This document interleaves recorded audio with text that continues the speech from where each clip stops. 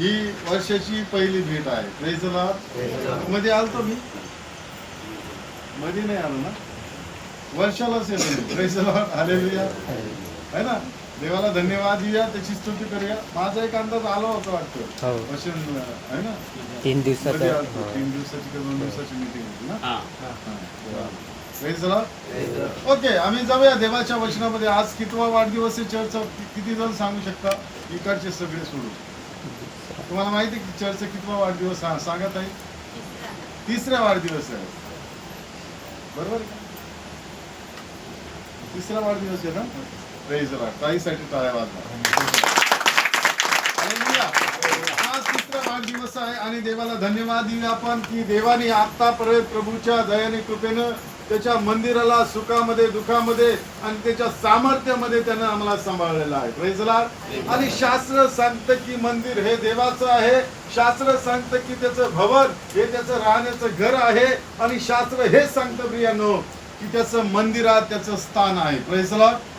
म्हणून आम्ही त्या मंदिराकडे लक्ष देणं गरजेचं आहे. हालेलुया. आज आमचे सदस्याकडे लक्ष देणं गरजेचं आहे. आमचे जेवढे मंदिरातले लोक आहे त्याच्याकडे लक्ष देणं गरजेचं आहे. Praise the Lord. म्हणून देवाचं वचन आम्हाला आज तुम्हाला मला सांगत आहे. आम्ही मार्क शुभवर्तमान याचा 13 अध्याय वचन 5 कुणीतरी वाचा आणि त्याच्यामध्ये आम्ही बघूया. मार्क शुभवर्तमान याचा 13 अध्याय आणि वचन 5 मधून आम्ही बघूया.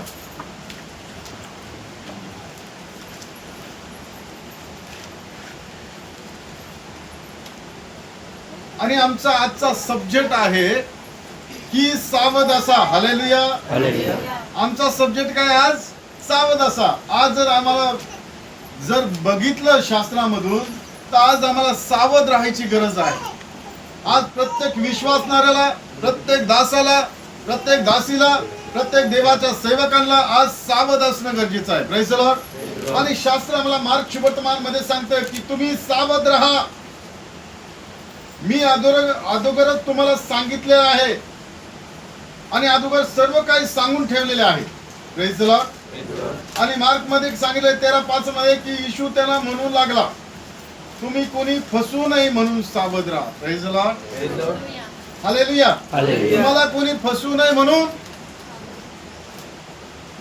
म्हणा, मला कोणी फसू नये म्हणून सावध राहा. मी सावध राहील. Praise the Lord. आता आम्ही बघूया की सावध कोणापासून राहायचं आहे. Praise the Lord. शास्त्र आम्हाला येशू जर सांगत आहे तर आम्हाला त्याच्यामधलं गणगुज गोष्टी आम्हाला समजलं पाहिजे. एक चर्च साठी सावध राहण्यासाठी येशू प्रभूने आम्हाला आदेश दिलेला आहे. जागर राहण्यासाठी आदेश दिलेला आहे. आणि शास्त्र आम्हाला सांगतं की आदेश कोणाला आहे? एक चर्चला आहे, एक मंडळीला आहे, त्याच्या एक निवडलेल्या लोकांना आहे, एक विश्वासणाऱ्याला आहे. म्हणून आज आम्हाला सावध राहणं खूप गरजेचं आहे.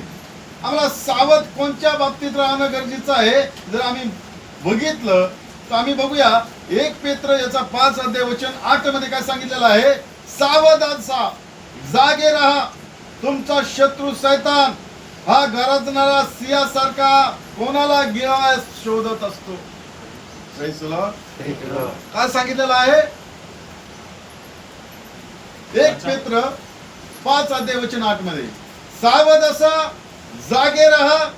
तुमचा शत्रू शैतान हा गरजणाऱ्या सिंहासारखा कोणाला गिळावे हे शोधत फिरतो. Praise the Lord. कोणास गिळावे हा शोधत फिरतो. Praise the Lord. शैतान हा कोणास गिळावे म्हणून शोधत फिरतो. कुठं फिरतो बरं? पृथ्वीवर. Praise the Lord. आम्ही योबाच्या पुस्तकामधून पाहतो प्रियांनो की जेव्हा परमेश्वर योबाच्या पहिल्या अध्याय वचनामध्ये सांगितलेलं आहे, 7 वचनामध्ये, पहिला अध्याय वचन 7 मध्ये काय सांगितलेलं आहे की शैतानाला परमेश्वराने विचारले की तू कुठून आला? तर तो म्हणला काय? मी इकडून तिकडून फिरून आलो. Praise the Lord. म्हणजे शैतान काय करतो? फिरतो. आता तो फिरतो कशासाठी? हे खूप महत्वाची गोष्ट. आणि ह्याच वचनात सांगितलेलं आहे तो फिरतो कशासाठी? की कोणाला तरी गिळावा. आणि शास्त्र सांगते की शैतान काय आहे? गरजणारा सिंहासारखा आहे. गरजणारा सिंह किती जणांनी बघितला? सिंह बघितला का किती जणांनी? सिंह किती जणांनी बघितला? पिक्चर मध्ये किती जणांनी बघितला? सगळ्यांनी बघितलं. Praise the Lord. आणि आम्ही बघतो की सिंहाला काय काय असतं? शेपूट असते आणि गळ्याला त्याचे केस असतात, आहे की नाही? त्याच्यानंतर सिंहाला डोळे देखील असतात, नाक देखील असतात.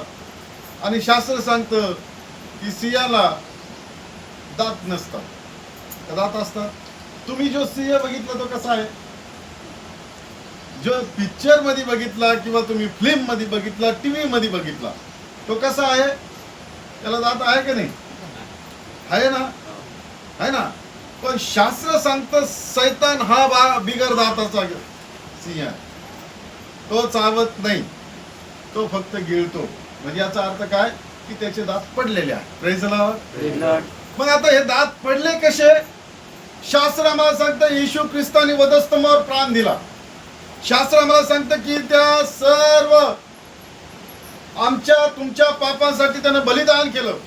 आणि शास्त्र सांगतं की त्यानं विजय मिळवला. कशावर? मरणावर. त्याच टायमाला सैतानाचे दात पडले गेलेले आहेत. Praise the Lord. म्हणून आता त्याला दात नाही, तो तुम्हाला चावत बसणार नाही, तो हानी करणार नाही. फक्त गिळावा कसं शोधत असतो. मग गिळावा कोणाला गिळत तो माहितीये का? आम्ही जाऊया मत्ती सुवर्तमान 24:24 मध्ये. त्याच्यामध्ये असं सांगितलेलं आहे तो गिळतो कोणाला आणि काय सांगितलेलं आहे की शोधतो कुणाला? जर कुणाला भेटलं तर वाचा कुणीतरी. कारण खोटे ख्रिस्त व खोटे भविष्यवादी उठतील आणि साधेल तर निवडलेला देखील फसवावे अशी मोठी